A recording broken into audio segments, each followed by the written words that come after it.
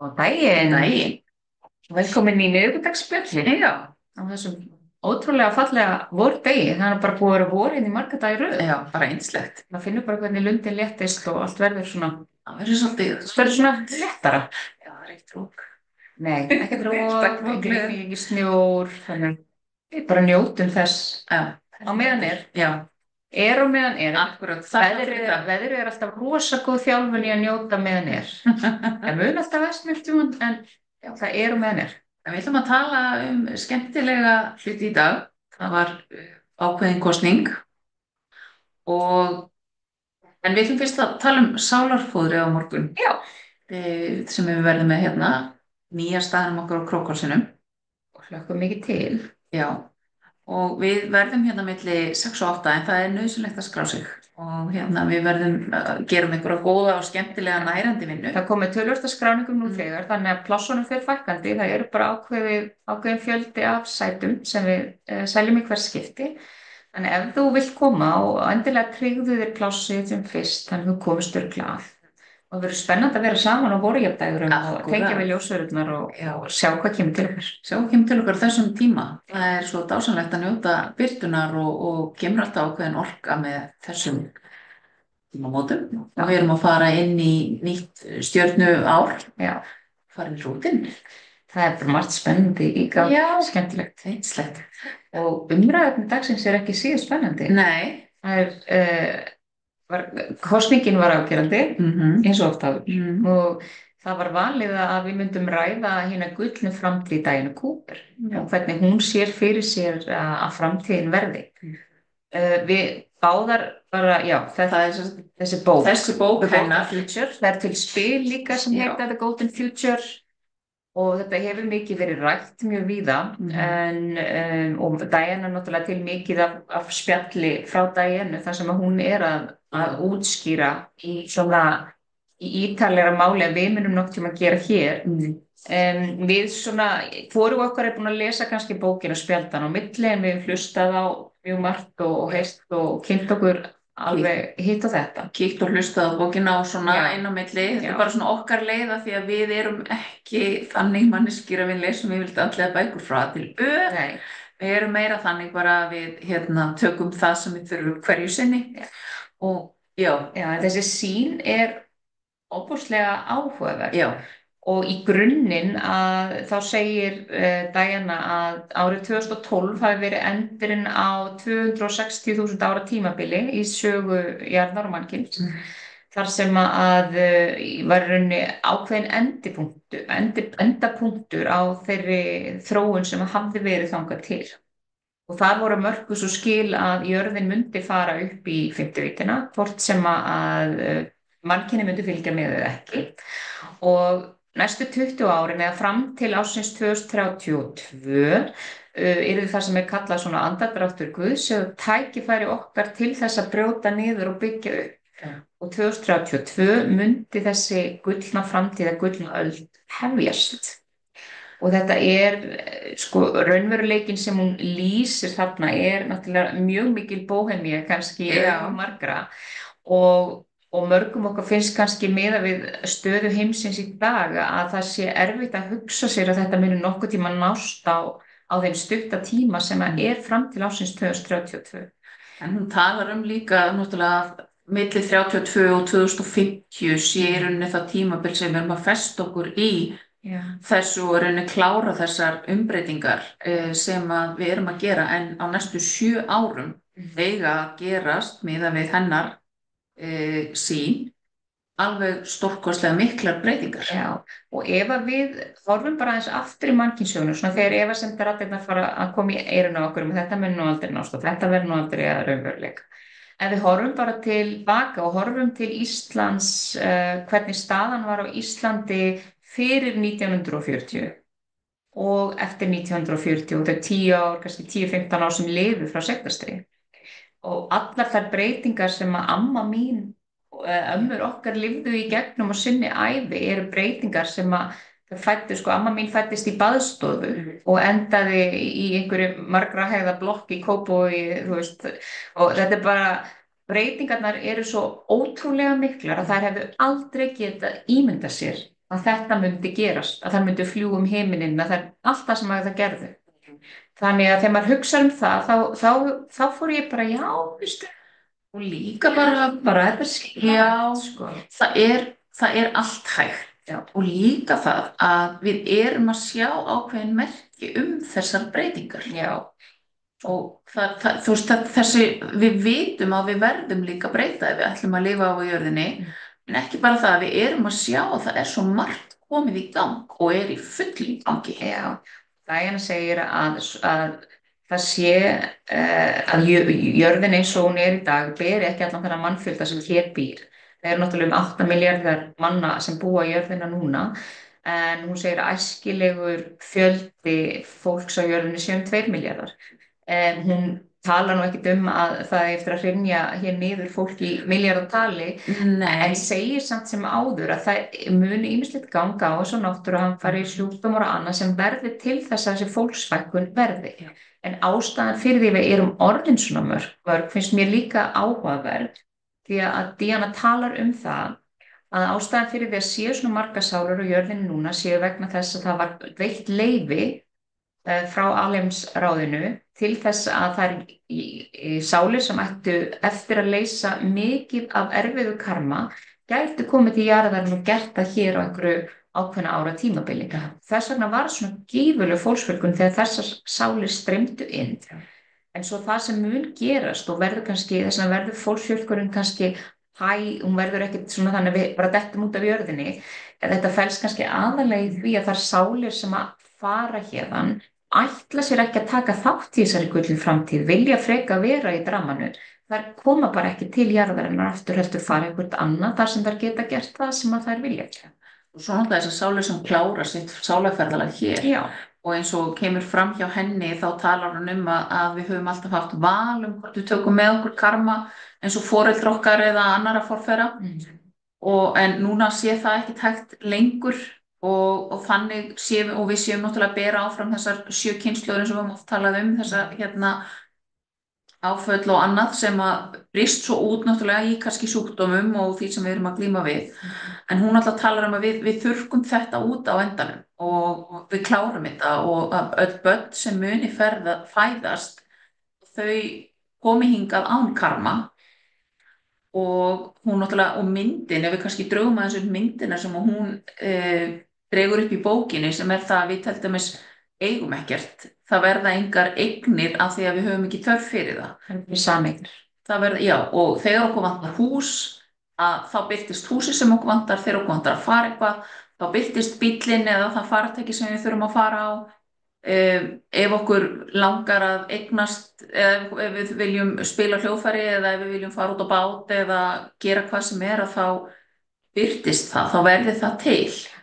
Já, og þá kannski ekki endilega þannig að það birtist út úr tómu lofti, heldur að samfélagið gengur út af það við erum að skiptast á. Við erum að skiptast á orku og líka þá þessum veraldlegu munum sem við þurfum að halda á. Við deilum farartækjum, við deilum húsnæði, við deilum matjurtagörðum og við deilum öllum gæðum jarðarinnar, þannig að það verður ekki þessi pressa á okkur að vera að mæta í vinnu til að vinna okkur inn pening til þess að geta eignast hluti. Því leið og búið að taka þá pressu á okkur og við getum bara fengið að vera og auðvitað hafa allir sitt hlutverk og það þarf að vinna á nýju jörðinni en það er bara allt öðru vísi. Við erum að vinna í þá samfélagsins. Að þá breytist tíminn okkar þannig að við getum notið þess kannski meira að vera út í náttúrunni, tengjast jörðinni, tengjast okkur sjálfum og þessi pressa og lífsgæða kapphlaupurinnu verður ekki til lengur. Nei. Og þetta náttúrulega skapast með því að við förum að vinna saman, við erum að vinna sem heild, við finnum okkur sem hluta samfélagi og við sækjum náttúrulega það sem við þurfum í nærsamfélagi. Og þess vegna séu ákveðnir þættir eins og bara við erum að sjá gerast í heiminum í dag sem að leiða til þess að við þurfum að vera sjálfbærari sem þjóðir. Og við getum horft á til dæmis tollastrið sem er í gangi núna sem var sett á stað af appelsínugulum manni hinum með upphollin að við getum náttúrulega horft á það, við getum valið að horfa á það sem mjög erfiðan og hræðilegan hlut sem eigi eftir að valda miklum verðbreytingum og erfiðum hlutum fyrir okkur öll, en við getum líka horft á þannig, hann kannski bara að sýna okkur núna að við þurfum ekki á þessum vörum að halda, heldur snúum okkur inn á við og sjáum hvað höfum við og hvað getum við notað af því sem við getum búið til. Það er akkurat það sem hún talar í bókinni, er þetta að alþjóðaviðskipti, þau verði það dýr að við förum að horfa á og líka þá minnkar allur þessi óþarfi. Af því að við vitum föt eiga eftir að breytast, þannig að þau voru náttúrulega efni og fengin helst úr nærumhverfinu, og hlutir, við þurfum ekki á sömu hlutum að halda. Hún talar líka eins og alþjóðaviðskipti náttúrulega leggjast af út af þessu, stórfyrirtæki munu hrynja, tryggingafélög segir hún að fari og hverfi einfallega út af því það verði það mikið að náttúruhamförum að sjóðirnir þurrkist út. Leið reynir náttúrulega á okkur sem samfélög að standa saman og byggja upp aftur.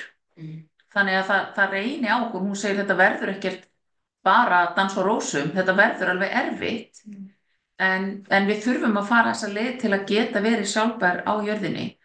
Hún talar til dæmis hvernig tónlist verður notuð í öllu, í heilun, við munum nota náttúruna miklu meira, og eitt af merkjunum sem við sjáum þessa breytingu hjá einstaklingum er það að við sækjum meira út í náttúruna.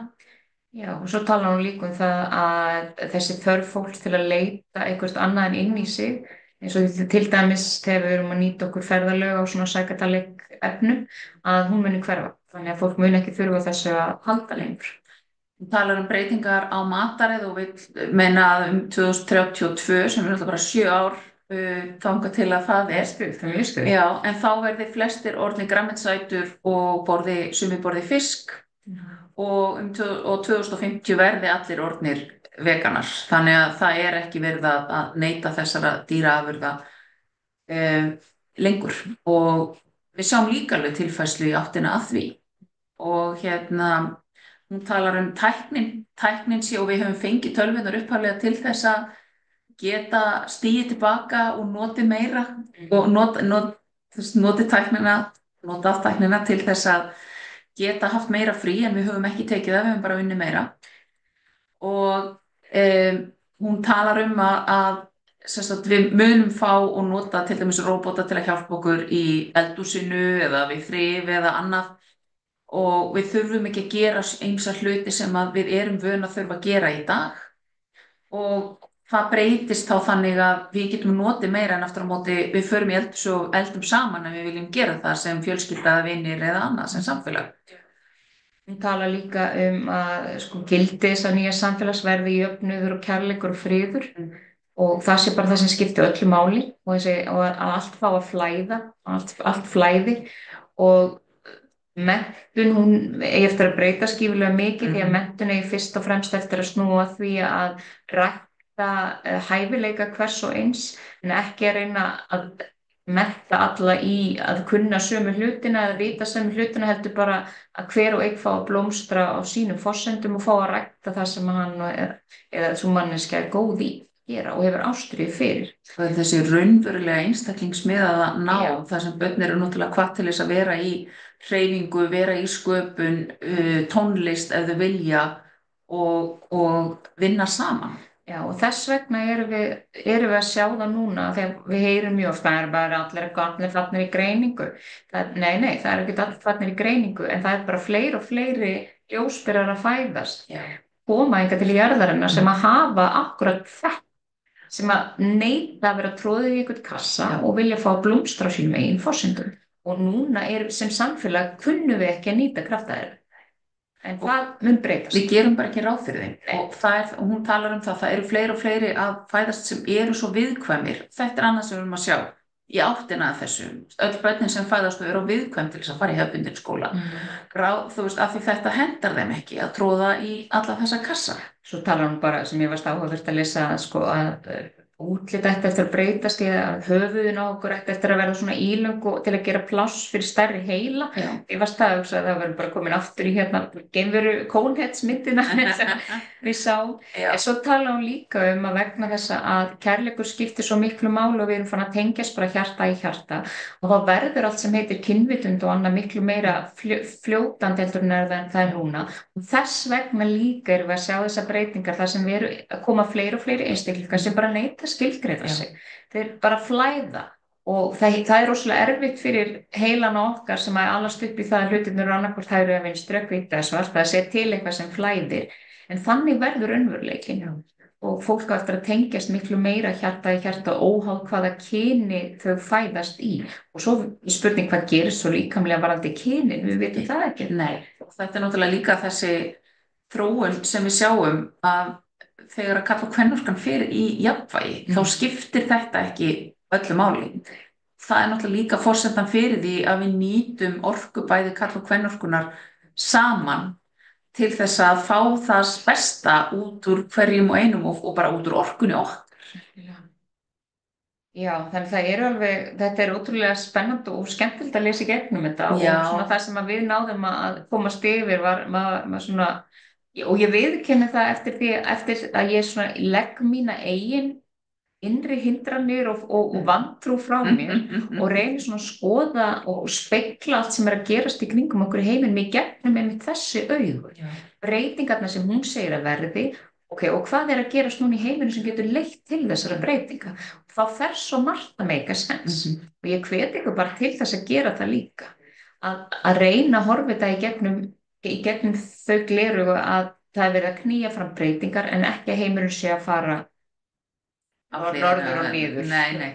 Það er ekki bara að gerast. Þetta er náttúrulega bara, þetta eru tækifæri og við sjáum það bara, við vitum við þurfum meiri náttúru og minni steypu. Við þurfum að vinna með náttúrunni. Við finnum, og það eru fleiri og fleiri sem eru að hafa áhuga á andlegu málum, einfalda skynjun er oft svo mikil og skynjun kannski að aukast hjá fólki og það vil læra að vinna með hana og við eigum eftir að vinna meira með náttúruverum, við eigum eftir að vinna meira með englum og allir hafa þessa skynjun en hún verður næmari náttúrulega eftir því sem við breytum samfélaginu í þá átt að vera meir út í náttúrunni, minni truflun frá alls konar tækjum og öðru og í raun og veru að nýta þessa tækni til góðs fyrir okkur til þess að geta notið, haft meira gaman og verið í þessu samfélagi sem að ég tel að allir vilji vera í þar sem að kærleikurinn ræður ríkjum við stiðum hvert annað. Við hvetjum ykkur bara til þess að kíkja á þessa bóku og grafa díinu upp og hlusta á hana að tala, það er mjög hún er með rosalega mikið efni á YouTube líka og náttúrulega á Facebook og Instagram og það, en YouTube sérstaklega mikið að hugleiðslu með henni og í bókinni eru svona hugleiðslur þar sem þetta fara inn í til að sjá hvert og eitt fyrir sér sem að hún tala að því kaflarnir eru litið stuttir þannig að bókin sjálf er mjög aðgengileg að því leyti.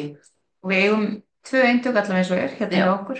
Ég veit ekki hvort það er eitthvað til hjá ykkur fyrir norðan. Held ekki, nei. Svo eru spilin og svo hægt að fá hana sem hljóðbók. Já. Þannig að þetta voru okkar 2 cent. Já, hvað segir? Þetta er ótrúlega áhugavert og kannski að nefna eitt í viðbót, ég minnst það svo áhugavert, það hefur verið oft talað þessar hauskúpur, kristalla hauskúpur og eins og þú veist að tala höfuðið muni breytast og það talað kristallæn heila, þar sem við getum geymt ennþá meira magn af upplýsingum og að hauskúpurnar séu 12 pluss eina amethyst þegar maður geymir samtals allt sem í hinum, að þetta eftir að finnast þegar við erum tilbúin til þess í rauninni að nýta þessa þekkingu sem var safnað frá þessum 12 flokkum á Atlantis og safnaði í hverju eina hauskúpu og þeirra þekkingu og við nýtum okkur hana og nema við munum fara lengra heldur en Atlantis var því það öll jörðin sjálf var 3. víddar þegar Atlantis var en við erum að stíga upp með jörðinni núna og líka með þessari auknu skynjun að við getum nýtt okkur visku náttúruverana, visku englana, visku vera frá öðrum hnöttum og ég finnst það ótrúlega spennandi líka. Já. Og við erum að sjá meira og meira fólk vera í þessum tengingum Já. sem æðislegt. Já, heldur betur. Já. En takk hérlega fyrir í dag og Takk ef fyrir þið hafið spurningar og pælingar endilega skrifið það hérna í athugasemdir. Og ég var að minna á englareikinámskeið. Já, endilega, gerð það. Englareikinámskeið í Reykjavík í lok apríl og í Eyjafirði, það er orðið vel bókað á námskeið í Eyjafirði í lok maí, 23. til 5. maí. Þannig að endilega kíkið á vefinn okkar ef þið hafið áhuga á að fá englareikinámskeið. Takk fyrir í dag. Takk fyrir í dag.